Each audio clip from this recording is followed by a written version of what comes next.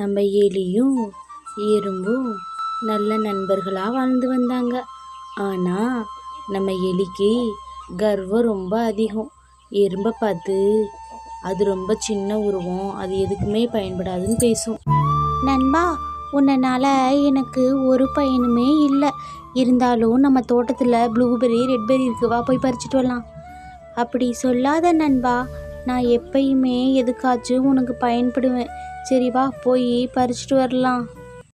நம்ம எலியும் எறும்பும் பழங்களை பறிக்கிறதுக்காக தோட்டத்துக்கு போனாங்க. எலி எப்பயுமே இப்படி தான் எறும்பு கேலியாக பேசும். எறும்பு நண்பா, உன்னால் எனக்கு ஒரு பயனும் இல்லை. சரி, நீ கீழே ஏறு, நான் போய் அந்த ப்ளூபெர்ரியும் ரெட்பெர்ரியும் பறித்து போடுறேன். பறித்து எடுத்துகிட்டு நம்ம 2 பேரும் சீக்கிரம் வீட்டுக்கு போகலாம். எலி நண்பா, அடிக்கடி இப்படி சொல்லாத. அது எனக்கு மனசுக்கு கஷ்டமாக இருக்குது. நான் உருவத்தில் சின்னதாக இருந்தாலும் எப்பயாச்சும் நான் உனக்கு உதவுற நிலைமை அந்த கடவுள் உனக்கு கொடுப்பாரு. சரி, பறித்து கொடு.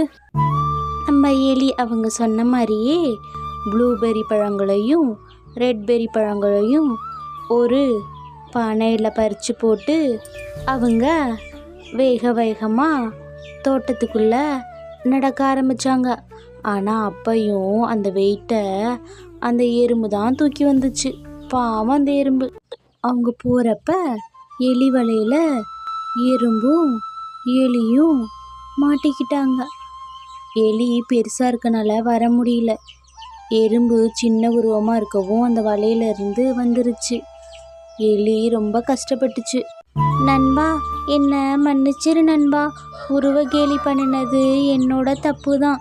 கண்டிப்பாக என் மேலே தப்பு இருக்குது, அதை நான் ஒத்துக்கிறேன்.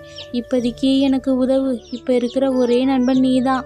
கவலைப்படாத நண்பா, உனக்கு நான் இருக்கேன். நான் இந்த வலையை என் பற்களால் கடிச்சு துப்புறேன். நீனு வெளியே வந்துடு, சரியாப்பா? உடனே அந்த எறும்பு தன்னோட பல்லால் வலையை அத்துருச்சு. எலி பாதுகாப்பாக வெளியே வந்துருச்சு. எலியோட தலைகணமும் இறங்கிருச்சு. நம்ம எலியும் எறும்பும் ரொம்ப சந்தோஷமாக அந்த காட்டில் ஒற்றுமையாக வாழ்ந்து வந்தாங்க.